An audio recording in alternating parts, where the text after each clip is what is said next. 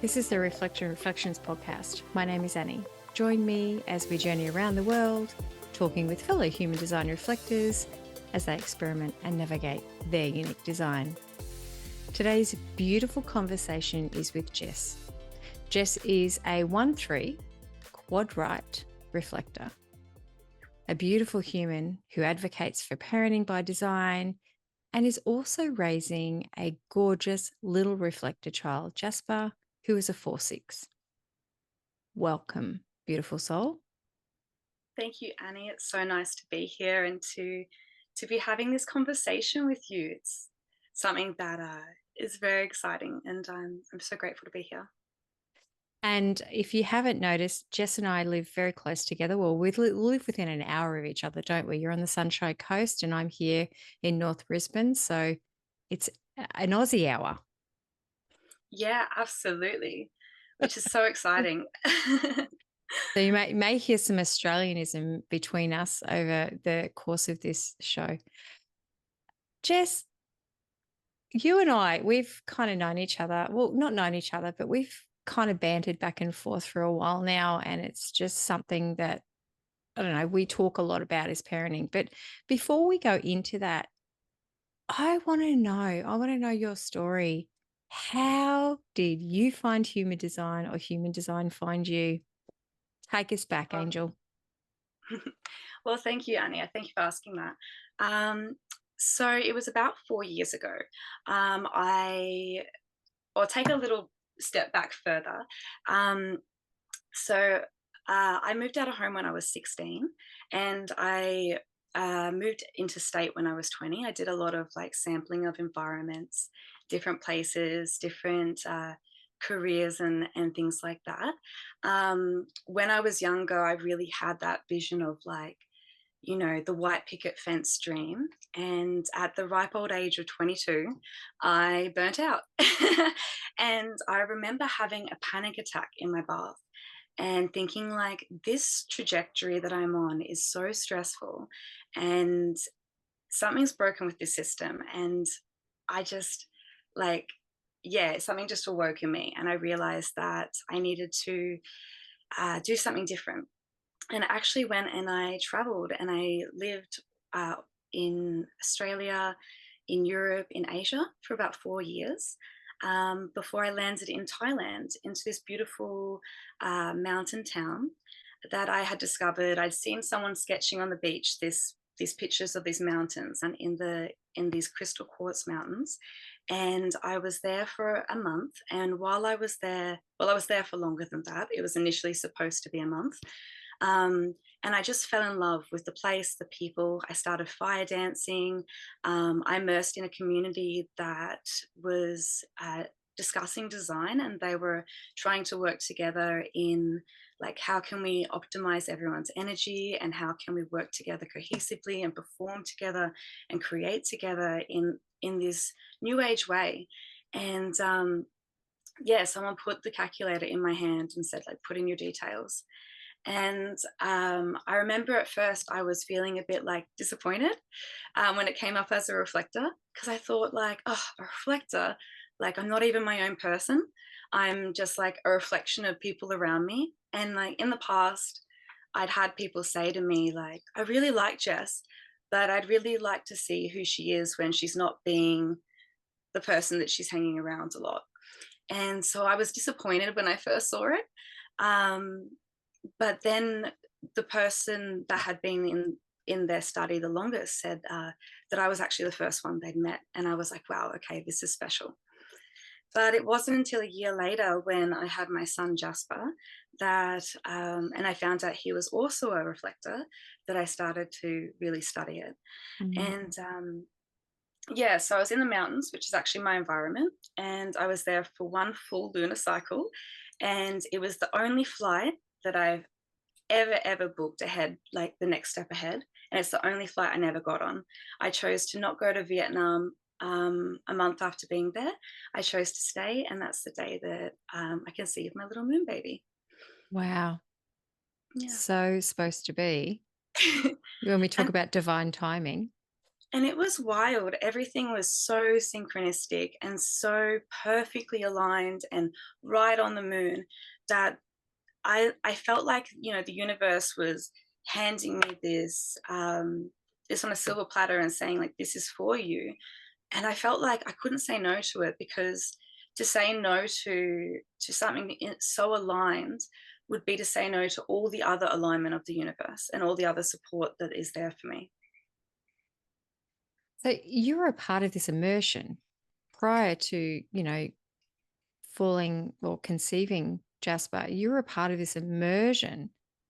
Mhm. Um, so putting in those digits, putting in the calculator, and then it coming up as a reflector. Did you already know roughly what a reflector was, or was it something that they were kind of telling you, oh, you're this? Yeah, so I had no idea at all. I had previously studied astrology. That was my first love.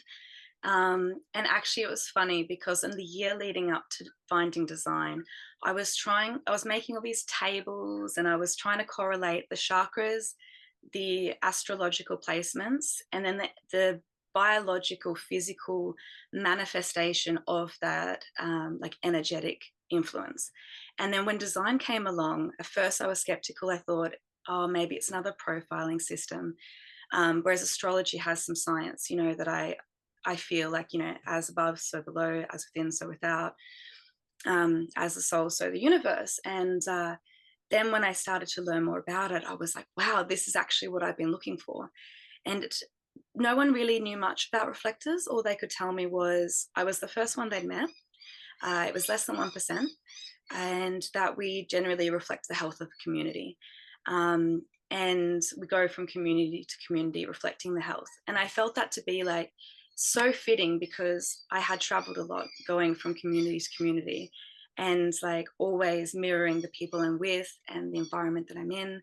And it just was like this huge relief of like, oh, this is why my experiences has been what it has been up until now.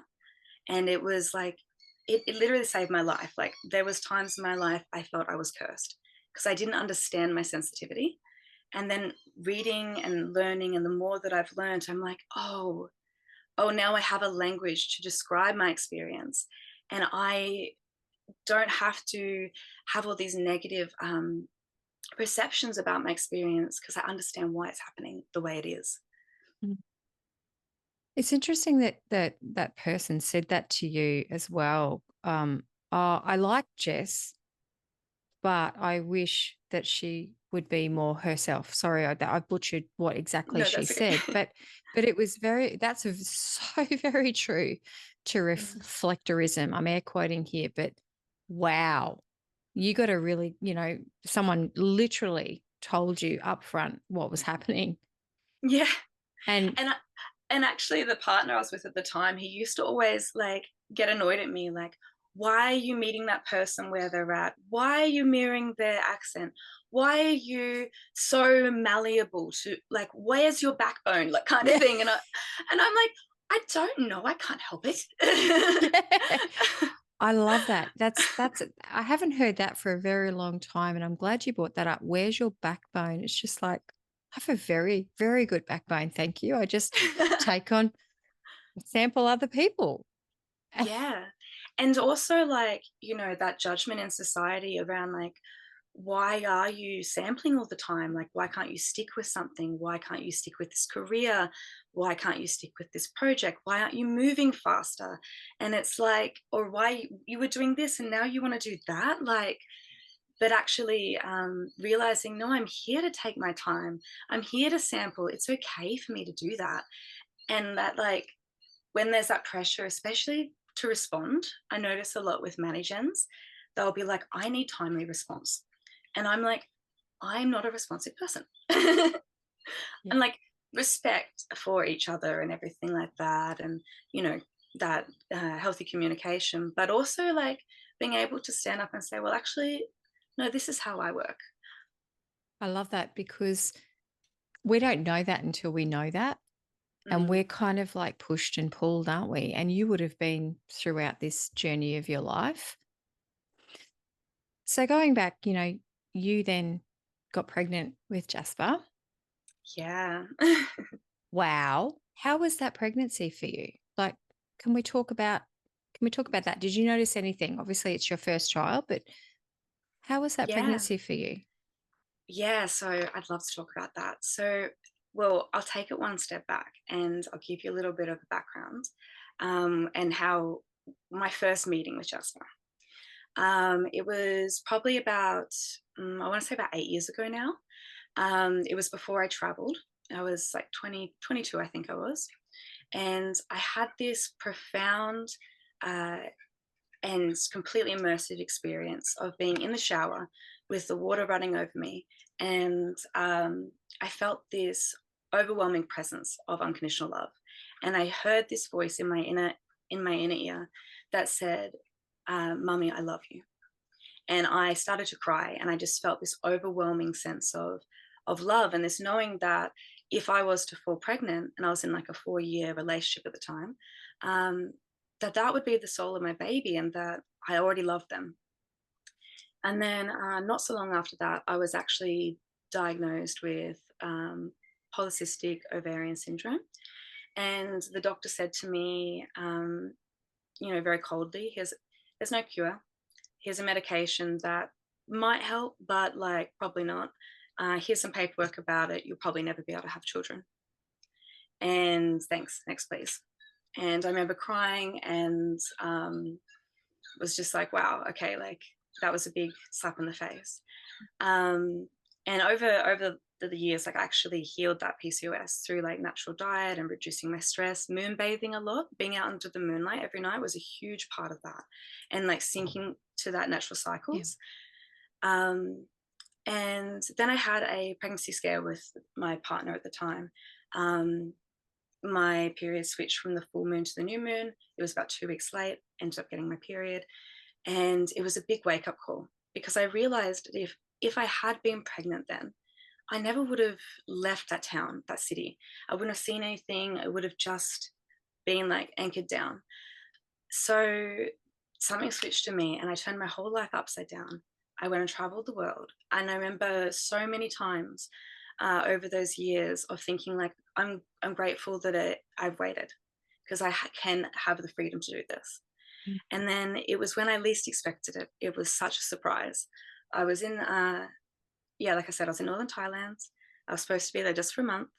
Um, I was, everything was so in alignment, flowing with such synchronicity. Like it was such a beautiful experience. And right on the moon, I fell pregnant to this beautiful American man that I'd met there. We hadn't known each other all that long, to be honest. It was probably the third time that we had connected, and it was exactly a month after I'd been in the country. So yeah, he actually knew before me. I was in denial. I was like waiting for the full moon before I did the test. Like, no, no, no, my period will come. It'll be fine. I'm not going to get worked up about it. And there's something in me I think knew, but I'd gotten worked up about it in the past, and it's just a false, and I didn't want it to consume me. So I found out I was pregnant, and he said to me like, I'm here for you no matter what. I will support you whatever you choose. And I said, well, I I already know this soul. Like I can't say no to this. And I spent the first 4 months of the pregnancy in Thailand, and then I flew home to Australia. And Jasper's father joined me a month later, and we traveled in Australia. I converted a van to a home. I moved up to like interstate, saw my family, and really late in the pregnancy, I settled down, and I had him in Queensland, Northern Rivers actually. So yeah, here in Australia on the East Coast. And the day that I had him was the day that I took him home was the day that the border shut for the first time due to COVID. Wow. And had I not fallen pregnant, I wouldn't have been in Australia. I No. would have been stuck overseas with no income, um, indefinitely for until whatever happens. But I was home safe with my newborn baby, no pressure to go anywhere and see anyone. No one could visit me. And we yeah, so it's been amazing. I found out he was a reflector. I was like, I think it was within an hour of him being born. I pulled up his chart and I couldn't believe it. It was such a surprise. And then that's when I really dove deep Yeah. because I felt that like there were so many times in my life that there was suffering that had I known I was a reflector and had there been some kind of compassion or empathy to what I was experiencing in my sensitivity, um, that maybe it would have been um, like easier because yeah, like I said, sometimes I felt like I was cursed. There's been times where I felt suicidal because I haven't understood why, and everyone has turned around and said, it's you, it's you, it's you, you're the personification of the reflection that I'm seeing that I don't like of what's in myself. And when multiple people say to you like, no, no, it's not me, it's you feel like, oh well, I must be the common denominator. And yeah, finding design was such a relief. And then to be able to then find out my son is a reflector right off the bat, a vessel of love, and to be able to nurture him in a way that is understanding and compassionate, Mm. and to give him that the tools for like self-regulation and to remove himself from the environment when he needs to, and to take his time, you know. That's such a powerful gift to have this. It's something you and I have banded back and forth about. Just knowing human design as a parent. But Mm, when you know this about your little people or little people around you, it just changes the world. It mm, changes the way that you speak to them. It changes everything. mm, And you can relax because you're not trying to be, but you've got a reflector. So it's like mm. you would be, I can only imagine, how did I want to be parenting your child? Yeah. Can we take a step back to little Jess? Can we take a journey? We Can we can. take a journey back to how you were raised Mm, so that we can bridge this gap? Would you like to share with us? yeah. Well, so I'm the eldest of seven girls. Wow. I have six little sisters. Um, Growing up, it was just me and my sister that's 2 years younger for the most part. When I was 12, that's when my second sister came along. And then in the last 11 years, my sister that's 2 years younger has had five children. And my mum and dad, respectively, have both gone on to have two more babies with their new partners. So that's how I got to the total of six younger sisters. But there's been a lot of children around, and growing up, yeah, being the oldest, having this sister just 2 years younger, a lot of responsibility. She's a little, she's a manifesting generator. My mum is a generator. Um, Growing up, it was rough. There was a lot of amplification, I would say. Um, my sister's also quad right, and my mum is three parts right, from what I can work out with the time. So there's a lot of like, I don't want to say chaos, but like unstructured, Yeah. just flowing with things, which was very cool, like to kind of be raised that way. But there was a lot of things that I felt like I I love my family and I have no judgment, but I don't want to do it the same way. Mm. And so I had a huge pushback when I moved out, and really wanted to do it like I wanted to be successful, and I wanted to, um, yeah, like feel like I was achieving in the world. And yeah, I was very grateful to have people say to me, like, I actually had someone say to me, like, you don't want to get married. You have been conditioned to believe that you want to get married. And we pulled that apart, and it just started unraveling all the conditioning of like what we really truly believe we want it, until we realize that like it's just been taught to us to want that. Yes. So yeah, it's come back full circle. Like I found a lot of healing in moving away from my family, and in having like that strengthened our connections. And yeah, as we've grown into adults, it's become a lot easier. I'm glad you got that chance to explore you as a person and breaking away from that. As challenging as that must have been for you to leave home at 16, Mm. clearly you knew what you wanted and you were out of there, which Yeah. I love. You're a 1-3, Jess. Can you just briefly talk to us about how even this journey, breaking away from your family, even your upbringing, have you found that that's been very profound in your life? That that first line? Or have you found that the third line's kind of like unconsciously ruled you? Yeah, it's been interesting. Like I'm always trying to build a strong foundation, but there's always so much diversity of experience and unexpected things that you can't plan for. So the first line wants to have it wants to try and like have this structure, and it can kind of try to put me into a strategic mind, and which is obviously not correct for me as a quad right, but it's like we need to strategize and we need to have a sturdy foundation. And then the third line body is just like, well, this is happening, and oh, spontaneous thing to do. And I have my moon is in Sagittarius, so Aquarian sun, Pisces rising, and Sagittarius moon. So it's very like, oh, nice shiny horizon, oh, travel, oh, friends, like. So, and I have so basically the rest of my chart in Capricorn, which really marries with the first line. It's like we are achieving things and we've put our head down and we've got our eye on the prize and we're doing these things. And then the Sag moon is like, oh, shiny object. And then I'm just off. Like I make a decision like spontaneously, and it's kind of building for a while. Or like when a big choice comes, there's a knowing of like, it's outside of my control. It's like, this is what's happening. My body is chosen. And I just sort of like, well, I'm doing this now. And then just start building another foundation. I love how you wanted that as well, because the you know, all of that aside, even just being a quad right, it's like good luck.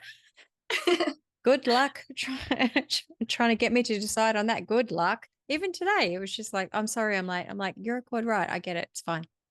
It's Yeah. it's just so how beautiful it is to understand each other through Mm, astrology, through human design, and you to now understand your son.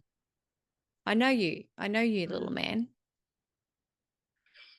It's been huge to know his design. Like things like I'll give some examples. Like he has a completely like open throat center. So he's always, always noisy and seeking attention. We're both low sound, but he's always making sound and wanting constantly attention. But rather than like if I didn't have the awareness, I might be like, oh, like stop it. Like it's annoying or something. But because I know that that's his design, I can be mindful of it. He's also got completely open spleen and open ego.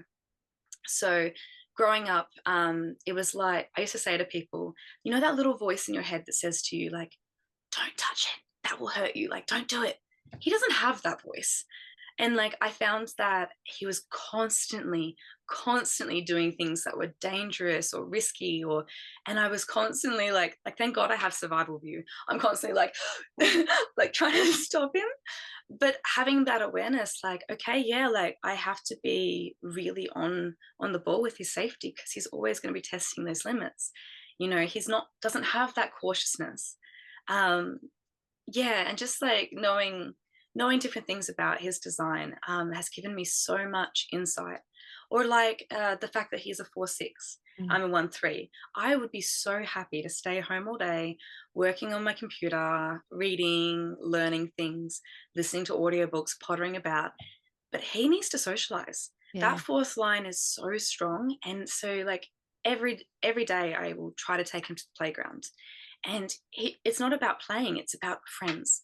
He'll Yeah. run up to the complete strangers and be like, friends. And he wants to do what they're doing, when they're doing it, at the same time. And if no one's at the playground, he's like, like, Yeah. yeah, whatever. And it's like, it's just, yeah, he gives me that balance, you know, like he pulls me out and then I keep him like that kind of grounding, I guess. I was wondering about that, how that must feel, because there's an introversion part of the the 1-3, as you said, she's like, I'm happy here. Like, I'm good.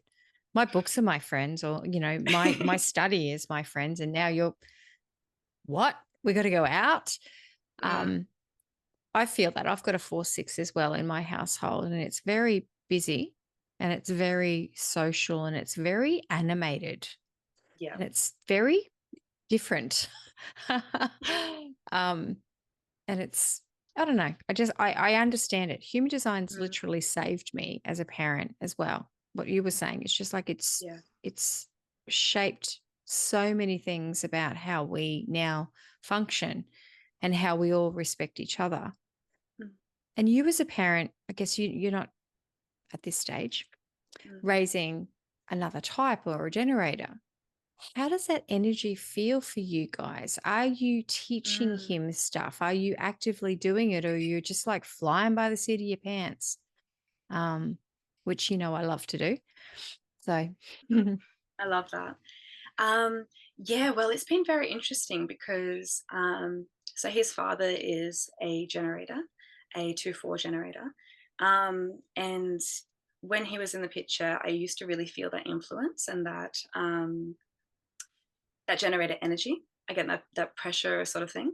Um, but it's really nice. Like I find I've tried to live with people, I've tried to have other people around, and I find that um, it's too much. Like I'm feelings cognition, and like someone could say to me, like, "Oh no, it's fine. Like that's not annoying," but I can feel that it's annoying yeah, them. yes, And so I've had to like over this time with where it's just Jasper and I, like really protect that space and make sure that it's just us. So we don't have that pressure from outside influence. And also so that like I can show up for his needs without feeling interference of it interfering with someone else's energy. But when we're together, like we actually like we have our connection chart, which is a 6-3 better to be free theme. We have the 3 centers that he has completely open are our open centers, but we actually like create a fair bit of definition. And so like he puts me in this like state of having to respond because the sacral is defined when we're together. There is this pressure to get things done. The root turns on. And there's that pressure like to meet the needs and to do the things.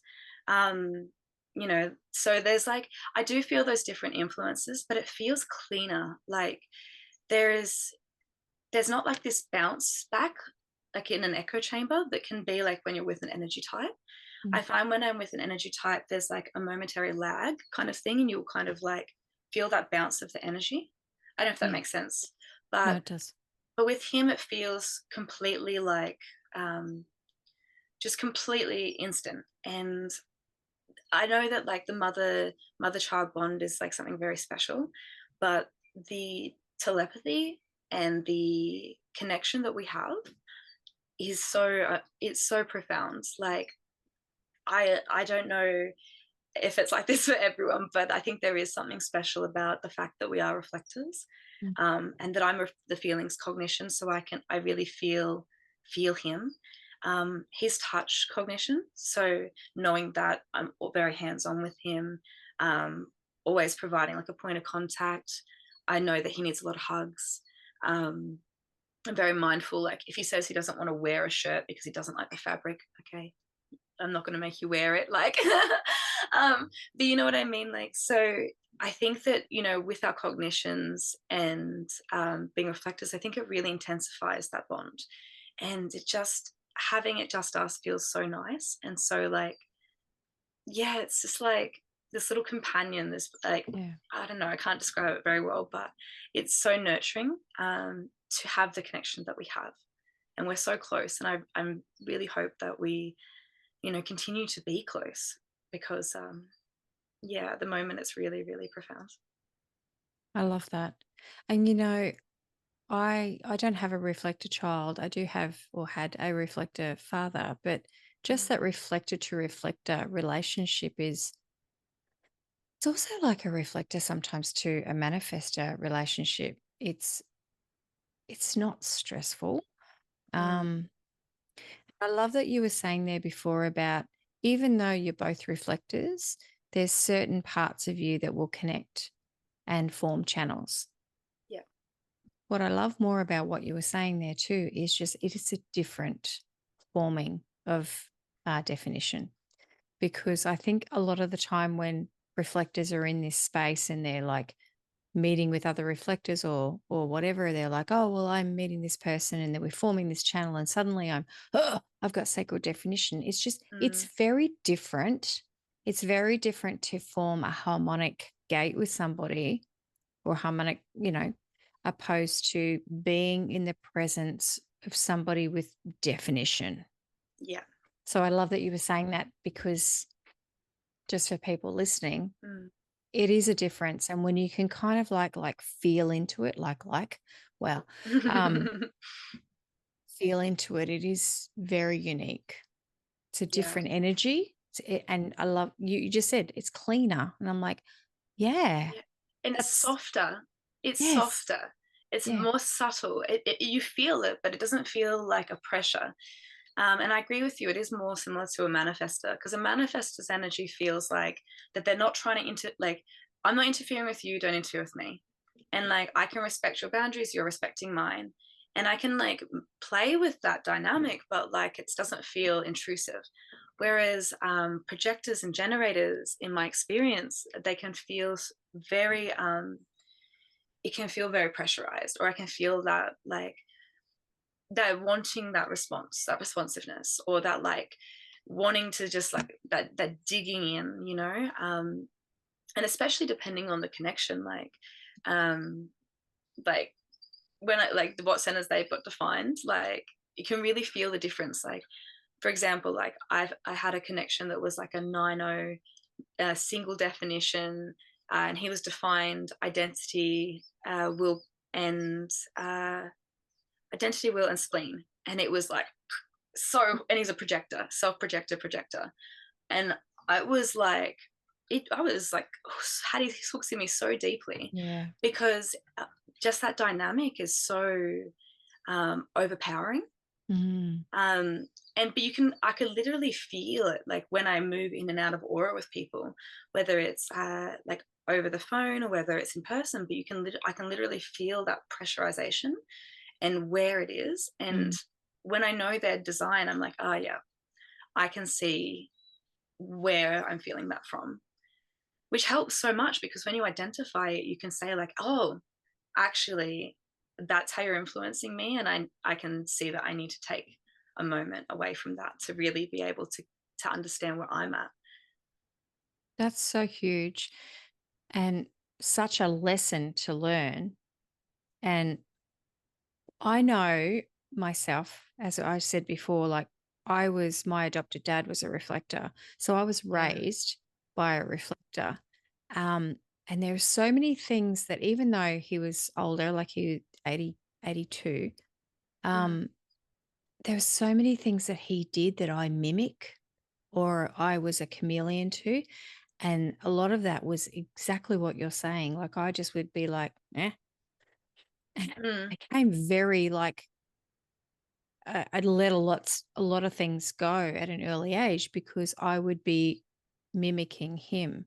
So to mm, hear you say that about even the relationship you had and stuff like that, it's just like or Jasper, he mhm. Jasper is already picking that up from you.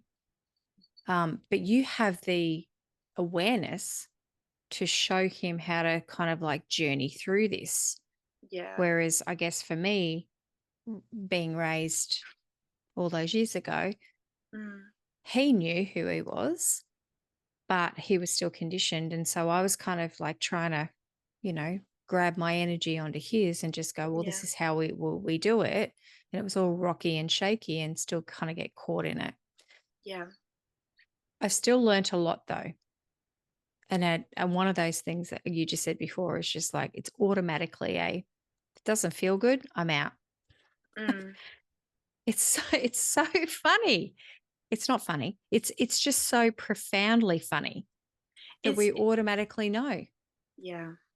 And it's such an impact. Like I really truly feel like this huge responsibility, and the importance of the role of being a parent. And there's so many, like I said, there was things in my upbringing that I have no judgment for, but I didn't want to do it the same way. But of course, like when you have a way that you're like conditioned or you're brought up, that becomes your default. And unless you have a different program to run per se, you're always going to go to the default program. So I had the awareness that I wanted to do it differently, but that's my subconscious programming, and that's what comes through. Like sometimes I'll literally hear my mother's words come out of my mouth and it shocks me, and I'm like, no, like, oh. And it's like having to learn new things and repattern all of these different habits and ingrained like conditioning, to then try to like not pass on those patterns with Jasper. And I found that the things that I've been lax on, that I've let slip initially, the older he gets, the more intense it becomes, and the harder it is to fix it, and the more triggering it is for me. So like for example, like he started like screaming back at me, like, if I raised my voice at him, so then he started to yell at me. And so I was like, oh, okay, I shouldn't have raised my voice in the past because now I have a bigger mess to clean up. And so now it's like having to then now to deal with him yelling at me. How do I like respond to that? How do I deal with that? What do I do in that situation? And then also I can no longer use that tool. So it's been huge, huge to do it. And it feels like it's like getting heavier, because the bigger he gets, the more the impact is clear. Very interesting thing, and something I haven't actually thought about until you were just saying that then. And this is where I knew that this conversation was going to randomly go. Um, it's like manifestors, manifestors, when they talk about raising other manifestors, it's about being polite, educating our, because we're a collective with a Borg, you know, uh, raising them to be polite, even though they know they don't have to ask for Mm, permission, telling or informing. So teaching a manifest. I know I truly have sometimes thought about this. It's just like if we could teach reflectors to very much be the same, it yeah. would save ourselves so much because we know shit. Mm, And a small reflector, and please, I'd love to hear your viewpoint on this. They'll yeah. just come out and say, whoa. It's just like, oh, okay. You just said that out loud, didn't you? Holy shit. And Yeah. you're literally just trying to go, oh, Yeah, and he's starting to talk more now, and like full sentences, and it's becoming, like I said, it's starting to become more apparent where I haven't been strict enough, and I'm like, oh, either you're like, well, you've just said that, or like where there's been something that's just like so telling, or like something that I've picked up on, and then he's voiced it, has, or like that he said something that's been like shocking to someone else, or he said something that maybe like is the undercurrent in the room that maybe the adults didn't want spoken or something like that. Like he can be very yeah, very full on. And getting more so now that he's yeah, becoming more verbal. And yeah, like I totally agree with you in terms of like teaching them the respect, but I think it's like, with manifestors, you're kind of teaching them to be polite, um, just because they're impacting other people, right? mm, But with the reflectors, I think, you want to teach them to respect other people's boundaries, yes. but it's more, rather than, I think with manifestors, it's like teaching them to respect the outward impact. But I think with reflectors, we need to educate how to deal with the inward impact, because I feel like, how do we, when we're so malleable, and when we're in connection with others, and when we're sampling, um, you know, how do we honor ourselves and our own boundaries, and like not emerge like taking too much of the other person in, and respecting their limits for the immersion, Yeah. um, but also like making sure to like keep their energy at bay a little bit as well, because We have sampling aura, like we let people in, but we can also push it out. And it's not like we have to accept it. And I think that's a big skill to learn, is like, we don't need to accept everything that comes our way. We can like go, actually, no, this doesn't feel good. And I need Mm. to honor that. And I think growing up, like, I didn't have strong boundaries and I didn't know how to honor my own needs or to speak up for myself.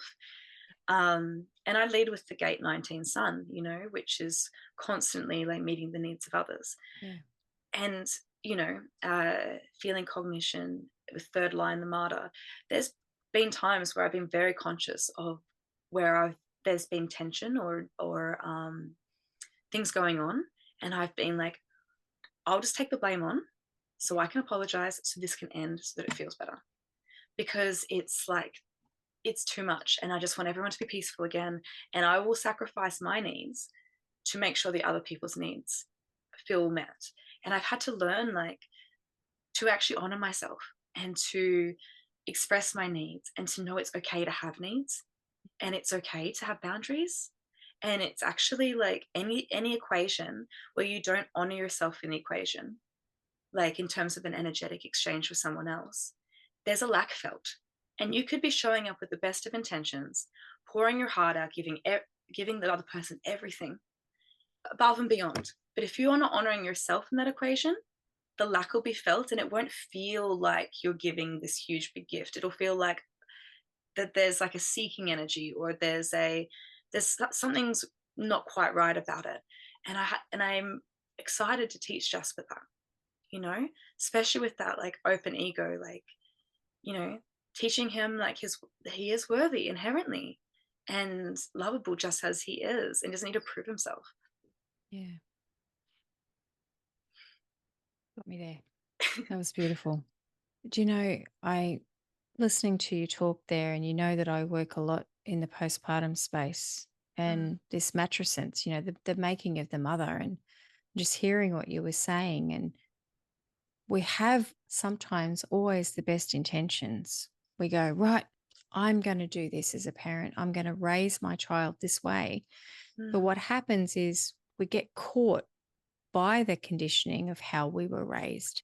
And we've got to navigate those two variables of how you were raised, how you want to raise your child. And then you've got the middle person who just goes, well, this is how it's going to be, which is your son or which is your daughter or which is your child. and then you've got a fourth influence, I think, as well, which is, the current environment and the current society.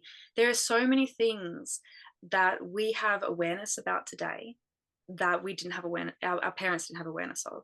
I was speaking to a mother in the playground recently, and I was saying, like, was it this hard for our parents? Like, it seems so much more simple back then. But, we have so much information available to us. We have social media giving us comparison. We have conditioning coming in so many more streams than we did before, saying that this is the way to live. And this is the like that comparison that wasn't available before. And we also have this awareness through our own experiences and how they impacted us, and either wanting to change it through the changing structures and systems that we're having in our community, and like those broken things, like the way that our grandparents raised our parents is very, very different. Like back then, it was like children should be seen and not heard. Yeah. You're sheltered, you're fed, your needs are met. But now, like as we know, like with the solar plexus mutation, and as we come into like higher states of frequency and awareness, there's the emotional needs are important too. And we're seeing, we're having to care for so many more factors: the emotional needs of the child, the ancestral patterns we're trying to break, the toxic world we live in, and trying to make sure that they have all the things that they need. And we have so much awareness. There's a lot more pressure now. Like, before it was like, oh yeah, we go to the supermarket, buy whatever food. And now it's like, am I going to feed my son food with poison on it because it's cheaper? Yeah. No, I have to give him organic, you know? And am I going to choose to put my son through like the schedule of that the healthcare system would like me to put him through, knowing what I know about the consequences of that.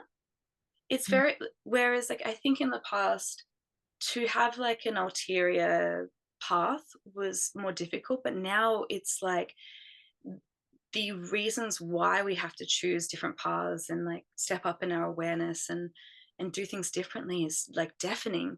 You know, we can see the impact and the importance, I think, a lot stronger now, than we ever have before. Absolutely. It's a huge pressure on parents, on families, on society. There's a lot changing. Yeah. I'm always very forgiving. Again, going back to like, we can sit in this space and kind of just go, well, I'm not going to raise my kids Mm, because the way that my parents did, because that's just awful. mm, But taking a step back sometimes and understanding how they were raised. So mm, navigating through that epigenetics or our ancestral trauma and things like that, and just going, this still sits with us. It still sits in our body of what happened to our grandparents. mm. And it's a Yeah. huge thing that happens for us. And I guess that's the journey that Mm, sometimes we have to take as parents to go, I don't agree with it, but I need to understand it. And I need to understand that there was the decision that you made at that time mm, was yours to make. And the decisions you are making right now and I'm making right now, again, mm. I've done parenting through a, a 20-year gap. And that's fucking weird. Let's just say. Yeah. But, you know, like listening to you talk, and I'm like, yeah, I'm totally on board. But I'm also like very on board with a 28 years ago when I had my Yeah. first of going, holy shit, that was completely different Oh, way of absolutely. parenting. Um, and I've had to give myself a lot of forgiveness for some of the choices that I made because I had no idea. I had no clue. I was just like pulled around by the nose. Whereas now I'm very much like, you advocate for your decisions. And, you know, I'm a birth doula. Like Yeah. I'm the first one in someone's face going, did that doctor just speak to you like that? How dare they? You know, Yeah. language, Absolutely. language. So, And it's yeah. I've actually like, I talked to my mum about it. She had me when she was 18 and and me being the firstborn, it was very different back then. And then, even when the second one came along, there's a lot more like it's very different. They get things a lot sooner. And like, mum, I had to wait X amount of years and then they got them 2 weeks later. And but seeing my mum and my dad even like raising the new generation that they have, like they're doing things very differently. Their awareness is different. And mum and I have conversations and she's like, like we talk about, well, this is why I did it this way. And like we unpack it and we talk about the things that I remember, the things that her perspective, because like we're all just people, going through our journeys. And it's a huge thing to become a parent. But then I have a lot of compassion now for my parents of seeing them as these, they were so young and they were just trying to work it out. And like the world that they were living in and, the pressures that they had to face. And yeah, I think as well, like, unless you are in someone's shoes and you've lived all the experiences they've had, we can't judge. All we can do is take from it like our own experience and, what we learn from it and then utilize that, like, um, and yeah, I think it's such a gift to be able to talk to, to talk to you and to my mom and stuff about like, yeah, the differences in that, because as your awareness grows, your actions change. Like you do better when you know better. And it's just a journey, and that was perfect for what it had to be, for things to be the way they had to be. Like there's no wrong. Yeah. If it was meant to be a different way, it would have been. True that. Sometimes it's a hard journey. It's like this journey through all of this crap where you just go, I don't understand. And then all of a Mm. sudden you get kind of to a point where you're like, oh, okay, I suppose I get it, you know. Yeah. How are you feeling in your parenting journey now? Like how are you are you Are you coping? Are you doing okay? Reflector to reflector, as you say, sometimes that can be like, I could only imagine. It's been intense. I've had a bit of an interesting journey. It's been just me and Jasper since he was about one. So, and when me and his father were still together, we chose to, uh, move to Queensland and to uh, have our family free of influence from, um, I guess that like the familial conditioning. Yeah. Um, and yeah, we moved up here, and obviously we didn't know that the world was going to shut down and that it was going to be lockdowns and all those things. Um, and yeah, I actually just got back from seeing my family in Victoria, and they got to meet Jasper for the very first time for his third birthday. So I've actually done like been on my own for the last like 2 years with it. I have a couple of friends now that have babies, but for the most part, like my friends didn't have kids. My family were all interstate, and it was just me and him, which was really intense. And but like I'm very grateful that I can be with him. Like I feel really that it's really important to raise him myself, and I'm grateful that I get to be with him so much. But it has been challenging, like feeling uh, maybe not having someone to trust that I can get to watch him, or not being able just to say like I need a break, Yeah. having to just like keep finding more capacity and more patience and like Mm. feeling the triggers and then being like I can't get upset, like I just have to find like educate myself, give myself another tool to deal with this, or go for a walk and be out in nature, put into practice those regulation skills, remove him from this environment, have compassion for how he's feeling, just finding those ways of dealing with the energy. But I'm grateful because as hard as it's been to be on my own for a lot of it, and feeling like quite without the support structures that most people imagine they'll have going into having a baby. Um, it's been really good because I haven't had, like we are talking before, like that energetic pressure of someone else. I haven't had to worry about like the needs of another caregiver or negotiating with other energies, like because it's just been us. There's a huge amount of pressure in that as well. Can I just say that's huge. Like that's also, we talk about reflectors and we're non-sacral, so it's just like that's fine. But it's still you. Where do you get to have you? Where's Jess? Where's Jess? Well, I'm sorry. I'm probably no, triggering you right now, but it's just like, where are you? no, no, me is, I wake up about just spontaneously. My body just wakes up like around 4:30 most mornings, and usually I'm able to slip out of bed. Jasper and I are still co-sleeping, which is really really nice. Um, but yeah, usually I can slip out of bed and he'll stay asleep, and I'll get like maybe 30 minutes or an hour, where it's my time in the morning, and then he's still having one nap.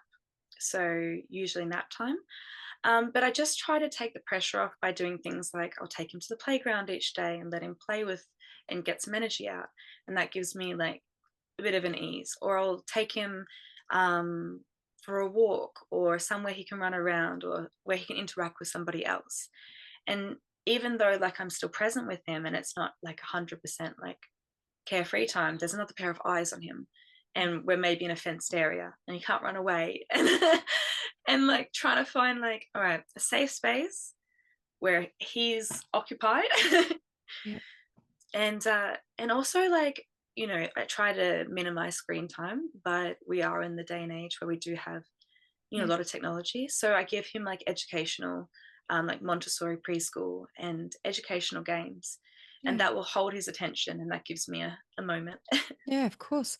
Because you need that. And I mean, I know that we're trying to parent the best we can, but Yeah, sometimes, especially when you're doing it on your own, it's huge. yeah, And I know that you want to be totally present, but it's also okay for you to just go, sometimes I need where's Jess? That's what I was saying to you. mm, Where are you? Where, you must kind of in a way, even though you're loving it, yeah, you still yearn for you yeah, because you're not getting to, in a way, mm, where am I? Like, can I yeah, have a little bit of my life back? It'll come back. I know it will, but it's still like it's okay to feel that. And I guess for people mm, listening to this, it's a human response to just go, am I ever going to feel like me again? absolutely. And I think that's a huge thing, like pregnancy, postpartum, parenthood. This is a huge rite of passage, and it's very transformational. And you do grieve the part, like you grieve your old self. Like there's freedoms that I know that it's transient. I know it's temporary. I know that there'll come a time when it will be easier. Like, for example, like I choose not to work for someone else right now. I don't have a job where I'm working for someone else because, and I've been offered work, but I said no because I don't have someone to watch Jasper. I'd have to pay for the childcare. That would negate what I'm earning. And it's like, so trying to find that boundary of like, knowing that this isn't forever, and like, yeah, like it'd be good to have some extra income, but we're going to make do so that I can be present with him, and prioritizing like what's important. What's important is having that money or having these few years where it's challenging, and then it's going to get easier, and then I can start to be like, that becomes more possible. But there has been a lot of I want to say sacrifice. I don't want to sound like, that it's a sacrifice, but there is a lot of sacrifice and a lot of grief in letting go of the parts of yourself, or pausing different things, or having to find a way to balance it, a way to integrate yourself as well, and like to show up for yourself so that you're role modeling to that child, like how to, like, especially with Jasper, I have to role model, prioritizing myself Mm, and putting and filling up my own cup, because if I don't show him how to do that, if I constantly am just meeting the needs of others, he won't learn how to fill his own cup first either. And mm, so like it's important, like to make sure that we find that balance, but it's tough. yeah. That's what I was asking. Like, do you truly get to fill up your cup? I mean, as a parent, I laugh at myself even saying that out loud, 'cause it's just like, you know how this goes. That's bullshit. But it's just Yeah. like, you know, again, are you getting time to be able to be you? Are you coping? Are you, Mm. Yeah. navigating this? Because it is, even though we say to mums all the time, we're like, fill up your own cup so then you can flow on to others. It's just like, it's Mm. not that easy. Yeah, So it's you've got a to kind of take little, what you're doing, taking yeah. little, Take little moments, like and the small things really add up. It doesn't have to be a huge momentous thing. Like, it'd be nice to have a big chunk of time, and like there is moments when, like, for example, like once every 6 months or a year, I'll go get my hair cut, for example, and someone will watch him.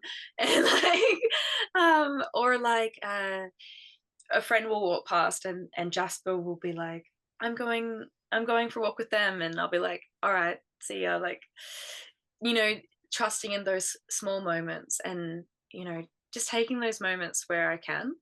Um, and just making sure that, like, when it does feel like a bit intense, to just, yeah, like, to engage with those like coping mechanisms, like nature is a huge one, like just get out and move your body, and a new perspective, a new environment is huge.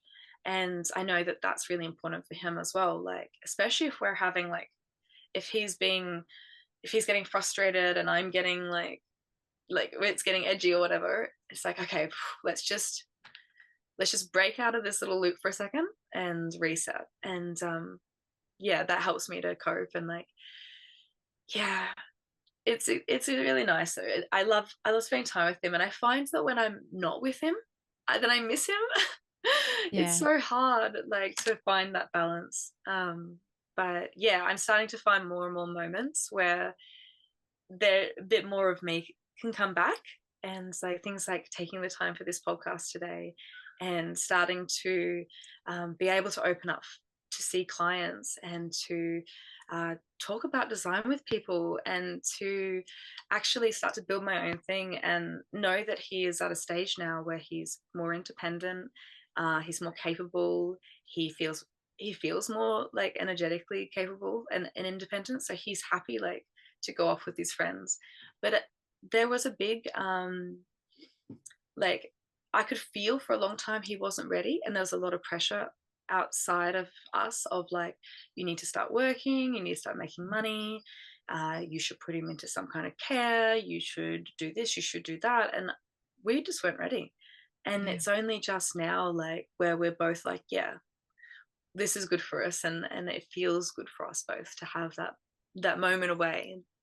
um But I love that you were so aware that it wasn't good for you. And you're not just saying it wasn't good for me, it wasn't good for us, yeah. because again, you're like a symbiote kind of. Can I just ask you a question about that as well? Like, speaking Yeah. of that, like, connection that you have, how does that feel? Do you feel that the growth of your life has been because you've literally got a mirror right up against your face Mm, all the time? Do you feel that obviously children are our most amazing teachers, regardless of their design? yeah. But how does it feel? People are going to want to know. They're going, like, what does that feel like, Jess? And you probably get that a lot in the human design community. What does it Yeah. feel like to be raising a reflector? Oh, it's so special. Like, we just love each other so much. And we're really, really, really close. We're really close. And yeah, like I said, there's that telepathy, there's that deeper understanding. Like, I just know what he needs. I can just feel it. And I let him lead the way with a lot of things. Like, I've had a lot of things where there's been an outside pressure, and I know, like, yeah, like I said, that's not right for us. And I have awareness because of his design, or because of like different things of like why that's not right for us, and why we need to do things a certain way. But yeah, it feels really nice. Like, we're really close. It feels intense because it's like a lot of amplification. Um, and there's that like kind of pressure of like, if I don't do this work now, and I don't face my shit and my triggers, and actually like work through these patterns, that there's no more running away, you know? It's only going to become more and more amplified and more intense if I don't do the work, you know? So it's huge. It's huge to have that. And that also the responsibility of like just knowing what it's like to be a reflector in the world growing up, and so trying to equip him, but with also like not, like, I never tell him like, oh, you are this way, so this. It's like I observe him living his design, and I'm like, ah, that's him doing that because of that. And like I will make like choices with awareness to his design, but I don't push it upon him, you know? And it's incredible Mm. watching him, but also other babies, like little young ones, knowing their design, because I run the chart of like everyone I meet, Yeah. and watching them do it so naturally, and just like Yeah. how easy it is. And then also watching Jasper learn conditioning Yes. has been huge, and seeing where I'm like, oh, he's literally like, he's doing that because of this, Mm. and seeing like how much he takes on, and how important it is to be like really mindful of that. Like, yeah, It's sometimes a little bit of insight back into us when we were kids too, isn't it?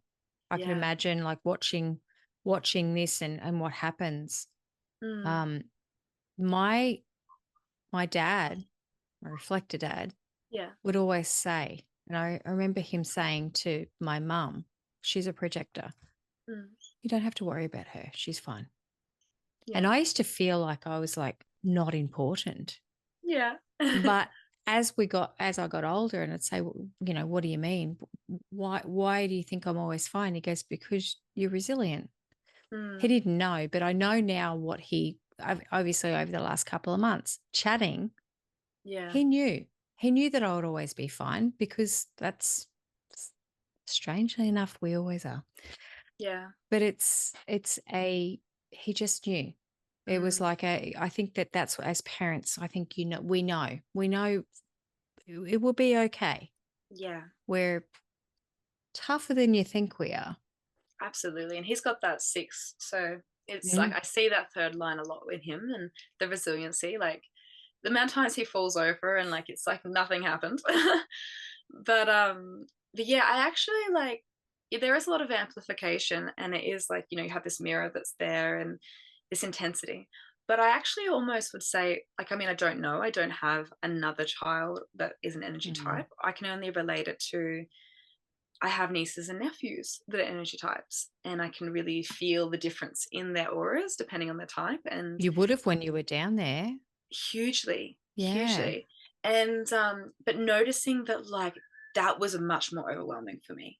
Mm. Like the pressure of an energy type can be so much more intense, again, in inconsistent contact than what I feel when I'm with Jasper. When it's just me and Jasper, it feels so much softer. Yeah. Like it's just us, and it's like there's a deeper understanding. It feels like a calmness, Mm. even if it's like feeling agitated or Yeah. he's like whatever the surface is. There's this deep connection there. But I feel like with the energy types, it can sometimes feel like I burn out from it, Yeah. and I wonder like how I would feel if I had like an energy type that's a child, because that would be so intense. And I do feel like I will have another child one day and they'll probably be an energy type. But I feel like Jasper's kind of like helping me grow to become the mother that that child will need. Mm. Because maybe like I wouldn't have been able to handle trying to like, well, you always handle what you're given, but Yeah. I do feel like it's almost easier to not have that pressure. I I know as a reflected child with a reflected parent, Mm, this feeling that you have with him is mm. mimicked back to you.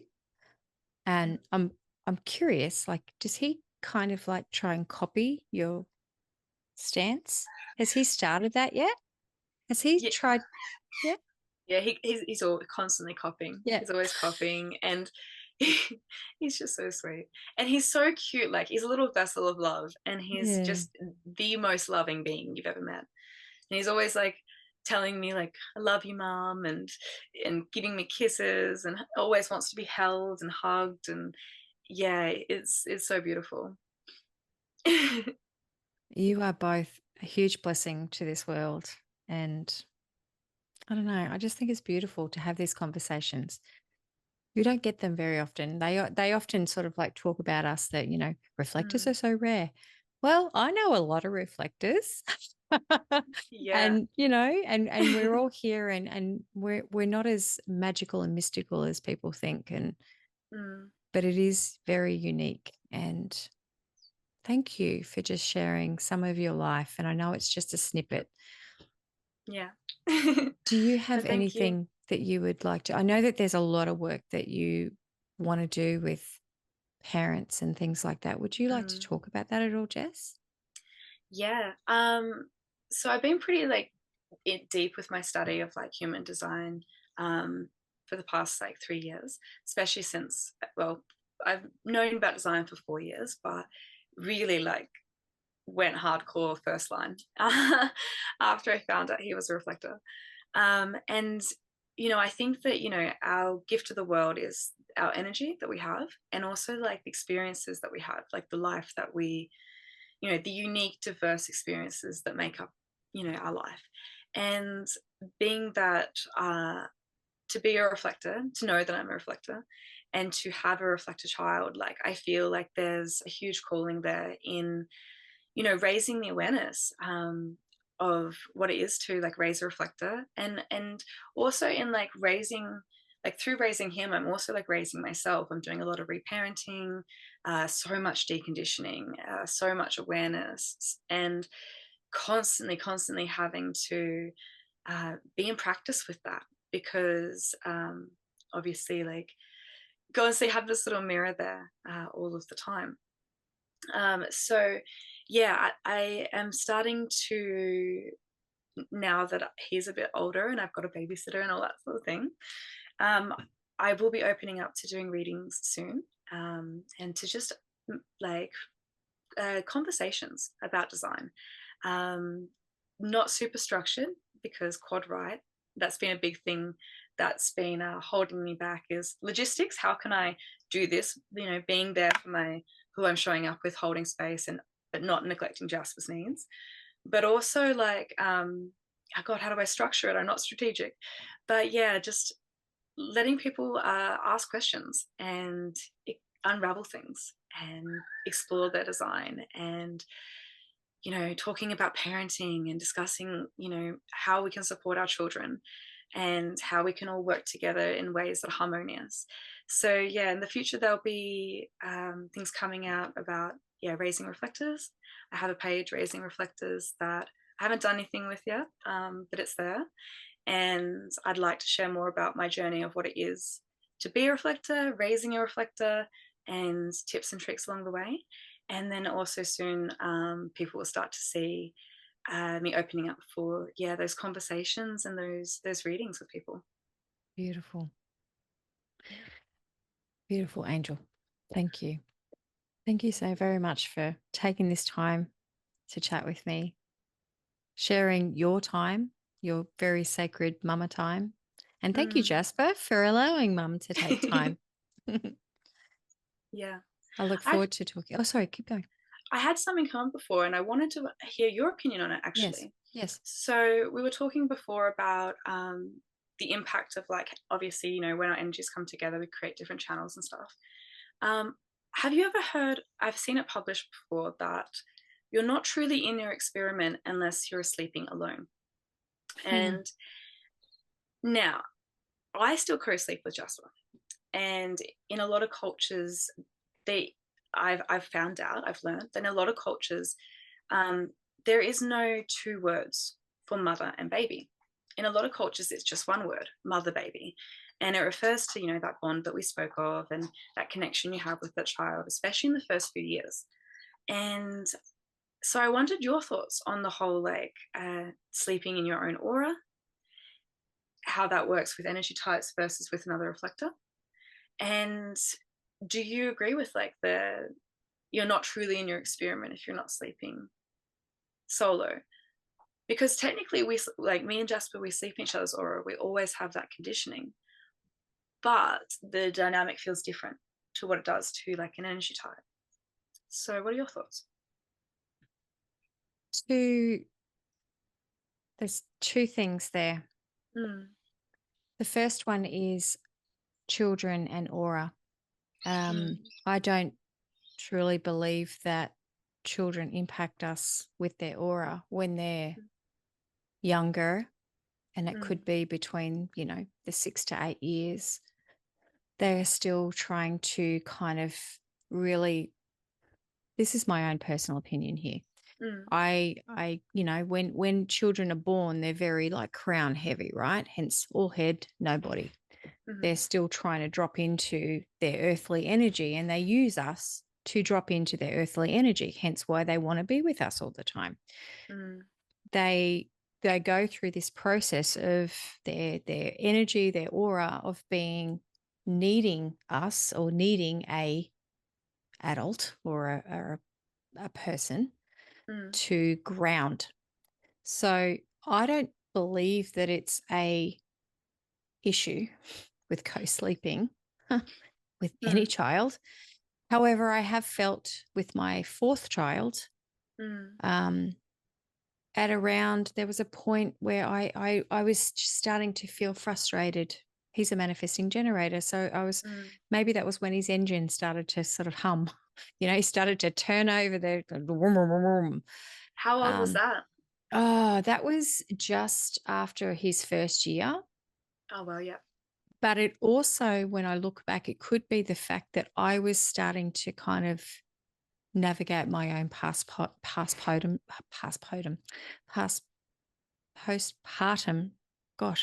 postpartum journey. And I was feeling tapped out.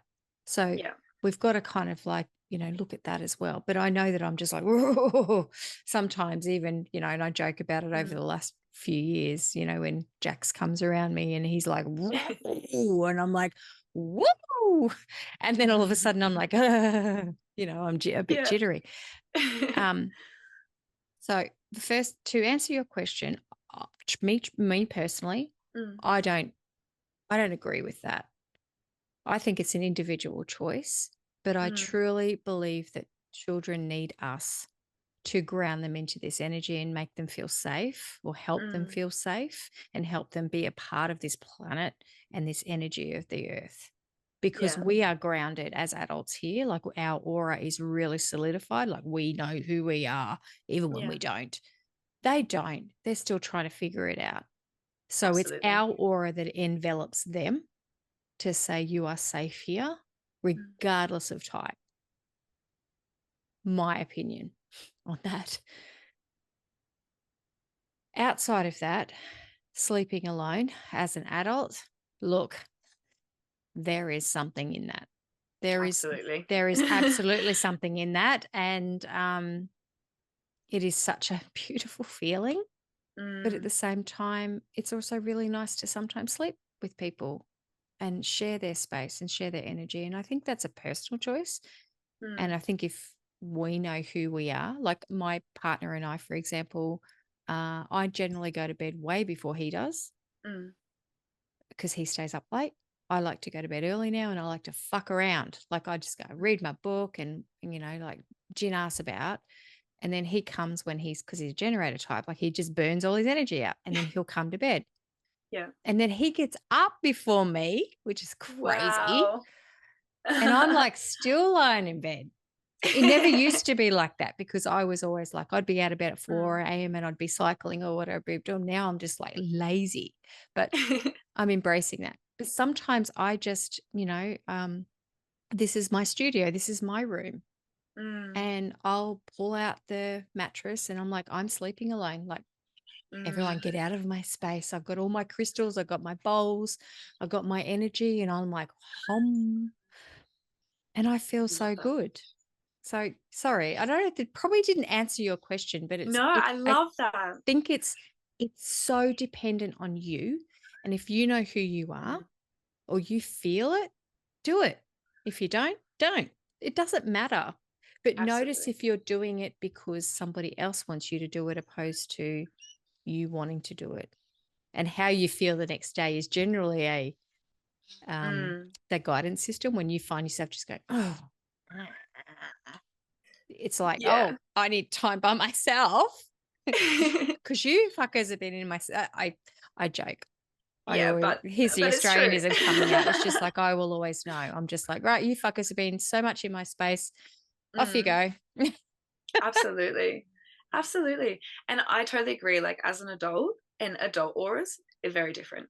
And I think you're definitely like onto something with like the age thing. Like, up until like 7 or 8 years old, when we're really building those energy centers and we're building that subconscious, it totally makes sense. And it does make sense why a lot of cultures don't see it as separate, because we need that, that support of our and that love and that care. As adults, we want that comfort of being close to our loved ones, like our partners when we sleep, because we were once babies that want to be hugged by our parents. And it's been interesting, actually, because I've actually been so lucky with Jasper, in that he's always been a good sleeper, always slept through the night as long as we're together. So the first night, I think it was, I tried to put him in a crib or something, and it was a nightmare. He's waking up crying. I've got to wake up and get him, and can't get him back down. And it was exhausting. And I think the second night I had him with me. And ever since then, he sleeps from dusk to dawn, whole night through. If anything, he stirs a few times, and it will always just be like to grab onto me. Yeah. And as soon as he finds mum, then he's Yep. straight back to sleep. And I just think, I hear so many people and like I feel so lucky that I hear being a good sleeper. But like, I think the fact that we co-sleep is a huge part of it. Like, he has that contact, he's safe, Yeah. like, he's with me, like, we have that connection, and it just like, yeah, I don't know, I feel very, very lucky. And it's nice, like, it's cozy cuddling my little Yeah. baby, and he loves me. And so I'm not in a rush to do that. And I've had people say like, "Oh, it'll cause problems if you don't get him into his own bed." And I'm thinking like, it'll cause problems if he thinks that he He's doesn't not have that. loved. Yeah, he doesn't have that secure, Yeah. safe place to turn to. So, It's so interesting because my first daughter was very much like I co-slept with her mm, um, until I didn't, until it was just like, okay, because that 28 mm, years ago, it was very much like you put them in their bed and you leave them yeah, alone, and yeah, they will cry, and I'm like, I'm not letting them mhm, cry. yeah, My second daughter was very much like, oh, I want to love you, need you. Please stay here with me always and forever. And she was just mhm, like 6 weeks old. She's like, I'm out of here. Get out of my space. mm. Um, she needed to be, she's still to this day, she needs to be on her own. Oh wow. Um, that's her design. Like that's just who Mm. she is. She's a 3-5, by the way. She's just like, but my son, the fourth one, 4-6, like Jasper, mm, he's very much like that too. He really just loves you, and he's always touching me, and he's the mm, most loving boy. I don't know whether it's because I've got three girls and only one boy. mm. He is just he will come and just like need to be in my space. And Yeah. it is so beautiful. Um, there was a time there where I'm just like, oh my God, I don't think I'm ever going to get you off the boob. Do you know what I mean? Like, I just Yeah. think you're just always going to be attached to my boob. You're never Mhm, going to. I'm just like, I think I've lost Annie. Annie's gone. Where is mhm. she? I'm, crawling in that darkness in a way, but not darkness. You're happy, but at the same time, you're like, where am Yeah. I? Yeah. Where am I again? In a generator world. Absolutely. And then all of a sudden, he's now 6, and I look back on those years, and I'm like, I really gave myself a hard time. Mm. I should have relaxed because it always ends, and then Yeah, you miss it. You absolutely. can't tell yourself that at the time. You Yeah, can't. every time it feels like a bit much, like there is, I let him lead everything. And Yeah. then there comes a point where either he knows or I know there's just an energetic shift, and it's like, okay, this is changing. And yeah, there's been a few times where I felt like, no, like leave me alone at night. Like, I don't want to feed you. I'm just trying to sleep. Like, leave me alone. Yeah. And, like, there's moments where like I feel like, oh, maybe I should, like, maybe there is something to this whole like I should wrap this up kind of business. But I think this is going to be over so quick, and I'm Yeah. going to miss these moments and just trying to enjoy it. And like just know that next thing I know, he'll be like, "Mum, don't kiss me in front of my friends." Like, Yeah, right. I'm doing my thing, and like that I'll miss that. So Yeah. just try to like make the most of it, and like just hold his little hands and try and be present as much as possible. And yeah, not rushing anything. Like, you know, not like, oh, he's 3 now, and people be like, oh, maybe he's getting a bit big. Maybe you should consider, and no, like he knows what he needs. Yeah. It's fine, like, and he will decide, and I will know when it's time for that to change. And as it has been with everything, like, like when I was toilet training him, I remember being in the supermarket and I went to buy a pack of nappies, and I remember just thinking like, oh no, and I never even finished the pack that I had at the time. Like, there was just this something just went, oh, Yeah. actually, no, we're ready. And it's like that, yeah, with everything. Just comes a point of knowing. And I love that with, especially being like, being a quad right in flow, trusting that, like, trying to just be as much Yeah. being as possible, and to try and like facilitate that for him, and not to put that pressure on him of fitting a mold. It's just like, no, you just be, and that's perfect. And however it unfolds is perfect.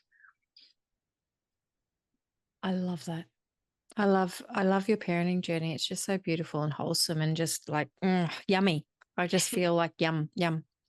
Wish I had you as a mum. Um, though Thank I you. probably would have, because I've got that left angle. I would have liked a little bit. I probably would have drove you crazy because I've got a Mm, fifth line. I would have been like, what is going on?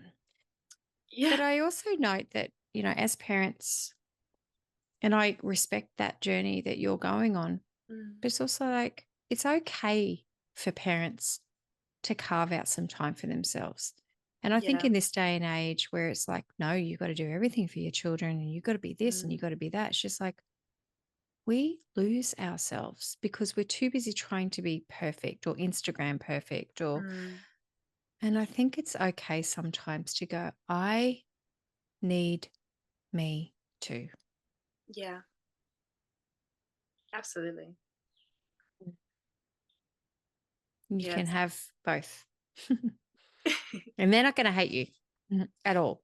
Our children are not going to dislike us because we want to go out and have a meal on our own or you sitting here with me in this podcast. It's just like he's happy, he's having fun, or another child. So Mm, I think for parents, absolutely. it's okay to honor a little bit of your needs as well, because you Absolutely. matter.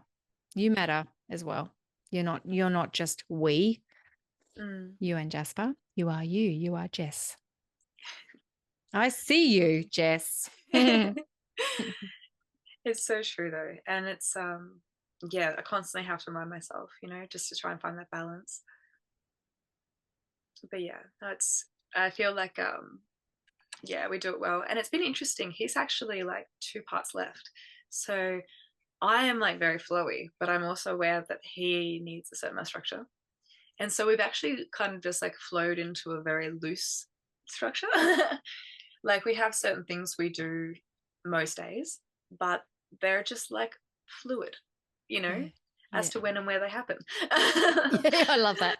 Like we will go to probably a playground. It might be a surprise which one. And at some point when I feel ready, and then like, it's just very, very fluid. But I think it's important, like honoring him as well, like that he has his own a little bit of like reliability and stuff. And also little things like we're both low sound, so like I will try to wear headphones where I can, and if I can put him in another space, like to separate what we're listening to, just to like honor each other's space. And like when I can during the day, I'll like, if he's immersed in something, just like maybe put him on the other side of the room, just create a separation of aura just for like a little pause. Yeah. I love that. Because These like are that tips and counts as tricks. well, like Yeah. that all adds up. It doesn't have to be, like I said, the whole, half a day to myself, day spa situation, but like it could be, those moments where like I'm laying in the sun and my friend in the same space has got an eye on him. I don't have to like, can I have my eyes shut for a second? Yeah. They all like recharge. Um, and yeah, just finding those little ways that I can honor him and give him as well, like that space, and teach him to be comfortable in his own energy. Um, which that happens when I honor myself, and if I don't honor myself and do those kind of things, I'm actually doing a disservice to him because I'm not teaching him that skill. Yeah. Exactly.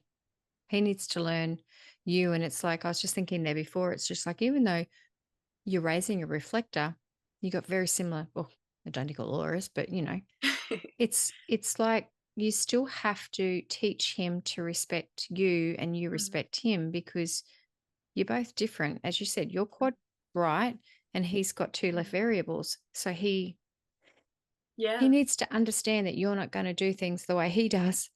That it's just there's so much to human design. So it's like absolutely. even though you're the same aura, Mm, it's mm, it's a respect thing. It's just like, mm, son, I respect you and I honor who you are. I See You, Randolph Thor. Do you know those books? It doesn't matter. Yeah. Wow. Wheel of Time. By the way, if Mm, anybody has read those books, it's a thing with the Indigenous say to the other ones, I see you, Rand. I see you. And mm, it's very much like that. It's just like, I see you, who you yeah, are. I see your heart honors my heart. It's like a namaste. I love Anyway, that. sorry, wool, but there's my open head center. Mm, But I love that you can also teach him to honor who you are, and you are showing him I'm also respecting you and honoring who you are as well, son. So yeah. And I love that. I think it says a lot for like reflectors as well. Like, yeah, we have the same aura, but we have different profiles. Thank God they're harmonic. Yeah. Thank God we have harmonic profiles. But like we have different profiles. We have different incarnation crosses. We have different placements. We have different center definition. We have different dormant and active gates. We have like so much a different variable. We have like so many different different cognition, like all these different parts of our design, these nuances that are like, yeah, okay, we're for reflectors, but also I need to factor in that he's low sound and he needs a lot of touch, and he needs that he's open spleen, and I have to keep an eye on his safety, and like like there's so much nuance to us as well. And I think that that's been really fun, is exploring like getting in touch with more and more reflectors, and like being able to share how we are similar, and those like experiences that are so like differentiated and unique that another person can maybe empathize to a degree, but like when you're like you've lived that, like for example, if I speak to another 1-3 quad right reflector, like like me and Simone Gallagher, for example, like Yeah, it's just straight away she cropped into my head too. we're both Aquarian Sun, Sag Moon, 1-3 quad right reflectors, and like Completely different. we're so different, but we also get along so Yeah. well, and like it's incredible to see.